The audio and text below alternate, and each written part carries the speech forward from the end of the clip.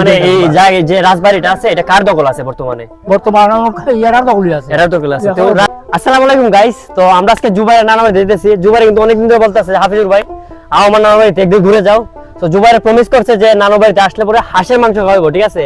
আর এর যে নানা বাড়ির যে হাওয়ার টাওয়ার আছে, পানি টানি আছে, এগুলো আমরা ঘুরে নৌকা দিয়ে ঘুরে দেখাইবো। তো আজকে কিন্তু জুবাইর প্রমিস করছে যে হাঁসের মাংস খাওয়াবো। তো মূলত হাঁসের মাংস খাওয়ার লাগে কিন্তু জুবাইরের নানা বাড়িতে আসছে। তো জুবাইর হাঁসের মাংস খাওয়াবে তো আজকে? কনফার্ম ভাই, ডান। তোমার কথা কিন্তু ঠিক নাই। যশোর তোমাদের যতগুলো ছোট ভাইয়ের আছে জুবাইর কিন্তু বিশ্বাস করে না একজনও। তো আমার কিন্তু অনেক রিকোয়েস্ট করার পর আমি রাজি হয়েছি যে হাফিজুর ভাই শিওর আমি তোমার খাওয়াবো হাঁসের মাংস নানা বাড়িতে নিয়ে।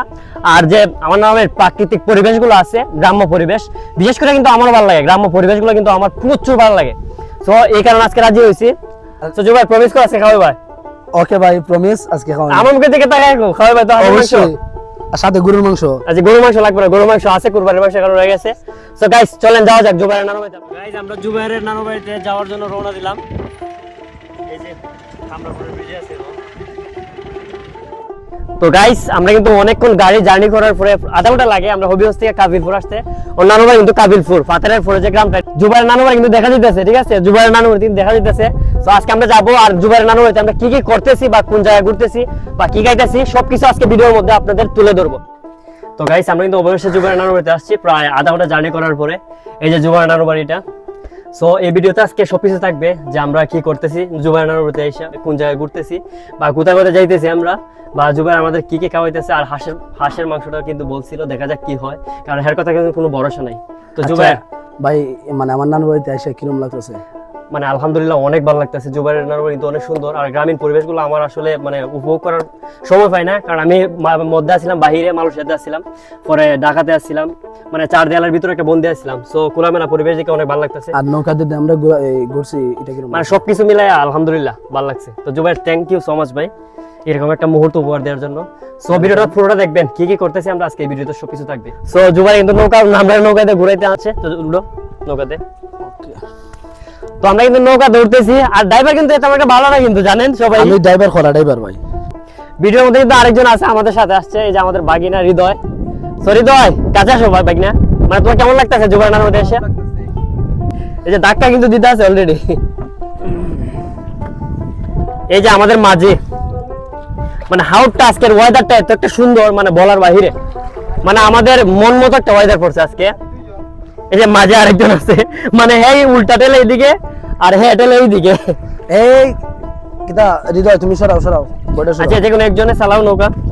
তো গাইস আজকের ওয়েদারটা কিন্তু জোস, আর যে গ্রামের যে পরিবেশগুলো আসলে মনোমুগ্ধকর।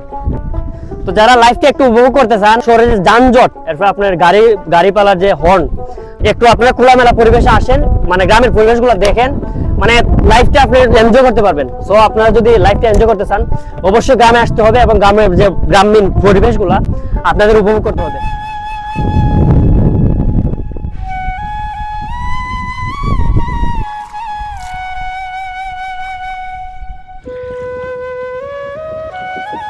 তো গাইস আমরা কিন্তু এখন বলতে হাওরের মধ্যে কেন আসছে নৌকা চালাইতে।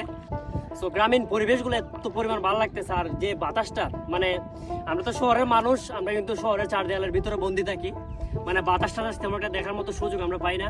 সো আজকে জুবাইরের কারণে, বিশেষ করে Zubair, thank you so much Zubair ভাই আজকে এরকম একটা মুহূর্ত আমাদের উপহার দেওয়ার জন্য। মানে এত পরিমাণ একটা ভালো লাগতেছে, মানে অনেক ভালো লাগতেছে। মানে পরিবেশটা দেখেন একবার, মানে এত নীরব একটা পরিবেশ। আর মানে জীবন এত সুন্দর, আপনি যদি মনে করেন চার দেয়াল থেকে না বের হতে পারেন তাহলে অবশ্যই একবার মানে গ্রাম্য পরিবেশগুলো আপনারা দেখবেন এবং উপভোগ করবেন। এবং গ্রামের মানুষ মানে কতটা কষ্ট করে বা কতটা পরিশ্রম করে, গ্রামের মানুষ কেমন ভাবে চলাফেরা করে, তাদের অভিজ্ঞতাটা একবার হলে আপনারা শেয়ার করবেন বা তাদের অভিজ্ঞতা একবার হলে আপনারা বুঝবেন। সো লাইফটা উপভোগ করতে গেলে আপনারা একবার হলে গ্রামে আসবেন। তো গাইস আমাদের ঘোরাঘুরি কিন্তু শেষ। এই যে জুবাইর কিন্তু নৌকা এটা রাখতেছে। তো গাইস কাবিলপুরের ঐতিহ্যবাহী যে রাজবাড়িটা, জমিদার বাড়ি প্রায় 200-300 বছর আগের, মানে এত একটা সুন্দর দেখা, সাইডটা দেখে একটু, প্রায় 200-300 বছর আগের কিন্তু রাজবাড়ি। তো এটার ভিতরে কি কি আছে বা কতটা সুন্দর বা এটার কতটা সৌন্দর্য সবকিছু আজকে ভিডিওর মধ্যে তুলে ধরবো। সো ভিতরে যাওয়া যাক, আসো ভিতরে। এই যে এটা কিন্তু অনেক সুন্দর একটা সিঁড়ি, মানে সিঁড়ি দিয়ে ওঠা লাগে আর কি। মানে নিচে কিন্তু অনেক রুম আছে, প্রায় অনেকগুলো রুম আমরা যেগুলো দেখলাম সবগুলো আপনাদের ভিডিওর মধ্যে দেখানো হইতেছে না। এটা কিন্তু বাসার চাঁদ, আর চারপাশটা একটু দেখাও হৃদয় ঘুরাইয়া। মানে এদিকে অনেক জায়গা আছে দেখেন, এই যে এদিকে রুম, আবার এদিকে একটা সিঁড়ি আছে। এটার যে এরিয়াটা মানে অনেকগুলা রুম, প্রায় 300-400 বছর আগের এটা। সো আমি যদি আপনাদের একটু হাইটা দেখাই, এই যে এদিকে অনেকগুলো রুম আছে, প্রায় অনেকগুলো রুম, অনেক সুন্দর, প্রায় 200-300 বছর আগের এটা আর কি রাজবাড়ি ছিল। মানে এগুলা প্রায় 200-300 বছরের আগের ইট, মানে চিন্তা করেন কতটা পুরনো ইট এগুলা। এগুলো কিন্তু এখনো ভাঙে নাই, মানে একদম সুন্দরভাবে আছে, মানে এত স্ট্রং এগুলা। আর বাসা কিন্তু বিশাল বড় বাসা, এটা কিন্তু ফুলটা ক্যামেরার মধ্যে আমি দেখাতে পারতেছি না আপনাদের। এই যে এই ফুল এরিয়া নিয়ে, এই যে এদিকে একটা এরিয়া আছে, এদিকে আছে, মানে অনেক বড়, বিশাল বড়। তো গাইস আমরা ফুলটা ঘুরলাম, আর মানে কিছু কিছু জিনিস আমাদের চোখে এখনো বাইসে রয়েছে। মানে এগুলা কাজগুলা দেখেন, আগের মানুষ কিভাবে কাজ করছে, একটু কাছে এসে দেখাও ভাইয়া। মানে এগুলা যে ডিজাইনগুলা করছে, মানে প্রায় 200-300 বছর আগের ডিজাইন, এখনো কিন্তু মানে একবার চমকভাবে রয়ে গেছে, মানে একদম ক্লিয়ারলি রয়ে গেছে। আর এটা যে এরিয়াটা আমি যদি আপনাদের ঘুরে দেখাই, মানে 200-300 বছর আগের মানুষ এত পরিমাণ সুখিয়া ছিল। এখন তো আমাদের যে জেনারেশন বায়া বায়া মারামারি কাটাকাটি করে, মানে আগের যে মানুষের এখনের মানুষ মানে অনেক ব্যবধান ভাই। তো আমরা অনেকে কিন্তু জানে না কাবিলপুরের মধ্যে যে এত বড় একটা রাজবাড়ি আছে, মানে কেউ কিন্তু জানে না। সো ভিডিওটা দেখার পরে কিন্তু অনেকে আসার চেষ্টা করবে, আমি লোকেশন আপনাদের দিয়ে দিব কমেন্ট বক্সে। আর যদি আমি এইটা ফুলটিও ঘুরে দেখাই ভাই, সাইডটা দেখাও একটু ভাইয়া, এই যে ভিতরটা একটু দেখাও, মানে কতটা সুন্দর। আর এগুলো কিভাবে ডিজাইন করছে আল্লাহ জানে ভালো, এই যে এই ডিজাইনগুলো দেখো। সো এটা যদি সংস্কার করে রাখা যায়, এই যে বানিয়াচং রাজবাড়ি আছে, বানিয়াচং রাজবাড়ির মতো এটা কিন্তু, বানিয়াচং রাজবাড়িতে কিন্তু এটা অনেক বড়। বানিয়াচং রাজবাড়ি কিন্তু একটু ছোট্ট একটা, কিন্তু এটা কিন্তু অনেক বড়। সো এটা যদি কেউ সংস্কার করে রাখে বা কেউ একটা দায়িত্ব নেয়, সো এটা কিন্তু একটা ঐতিহ্য হয়ে থাকবে কাবিলপুর গ্রামের মধ্যে। সো অনেকেই কিন্তু এটার বিষয়ে জানে না। সো আজকে জুবাইরের মাধ্যমে জানছি। So Zubair, thank you so much ভাই, এত সুন্দর একটা জায়গা দেখার জন্য। আর সবাই আসবেন, একবার হলে জায়গাটা ভিজিট করে যাবেন। আর গ্রামবাসীর প্রতি আমার একটা অনুরোধ রইল, আপনারা এই জায়গাটা সংস্কার করে রাখবেন। আর যদি পারেন একটু টুকটাক এটার মধ্যে কাজ করাইবেন, আর একটু নিরাপদভাবে রাখবেন জিনিস। তো গাইস আমরা কিন্তু পুরোটা ঘুরছি, ঘুরে দেখলাম। তো অনেক আগের মানুষ, প্রায় আপনার বয়স কত চাচা? বয়স মনে হয় 80 হইব। তো অনেক পুরনো একজন মানুষের পাইছি। তো আমরা কিন্তু এই বাড়ির বিষয়ে তেমন একটা জানি না, তো ওনার কাছে জানতে চাইবো মানে এই বাড়িটা কিভাবে জন্ম হয়েছে, বা এই জায়গা রাজারা কে ছিল, বা এই বাড়িটা কারা ছিল? বাড়িটা ছিল আমরা জানি সাউদন বাবুর ছিল পটল বাবু। জি জি। পটল বাবু এরা সংগ্রামের সময় ছিল না, জি জি। এই সংগ্রামের সময় এরা আমরা ওই শেখ গোষ্ঠীরে জি জি সমঝাইয়া গেছিল, এরা জি সমঝাই গেলে বলছিল যদি আমি আই কোন সময় জি আমার দিবা জায়গাটা, জি। আর যদি না আই তো তুমি পাইবা। তুমি মানে এই জায়গায় যে রাজবাড়িটা আছে এটা কার দখল আছে বর্তমানে? বর্তমানে এরা দখলে আছে, এরা দখল আছে। তো রাজার কি বংশধর কোনো বাইচা আছে এখন পর্যন্ত? ওখানে আছে তো কৃষ্ণবাবু আছে, কৃষ্ণবাবু আছে, মানে এটা উনার আন্ডারে এখন বর্তমানে আছে। আন্ডারে আছে। জি। তো রাজার যে মানে এই প্রজা টজা ছিল, মানে এরা কি এই জায়গার মধ্যে আছে নাকি সবাই বিলুপ্ত হয়ে গেছে? না, আরেক ঘর আছে তো, কিও আছে কৃষ্ণতে, কৃষ্ণর মানে মেইন রাজার নাম কি, ওই যার আন্ডারে আছিল জমিদারের নামটা জানি কি? জমিদারের নাম আছিল বুলগন্ড রাজি। মানে উনি হিন্দু সম্প্রদায়ের ছিলেন, হিন্দু সম্প্রদায়ের ছিলেন। মানে তিনার জীবন ব্যবস্থা কিভাবে চালাইতেন, মানে রাজ্যটা চালাইতেন, মানে কিভাবে চালাইতেন, মানুষকে কি উপহার টুপার করতেন? আমরা তো রাজ্য চালাইছি, আমরা তো সেখানে আমরা গৃহস্থ করছি। জি জি, গৃহস্থ করছি। জি। ও অর্ধ করিয়া এরা আইছে, ওখানে মাঠে কানেক্ট রয়েছে, আমরা দান দিছি অর্ধেক করে। জি।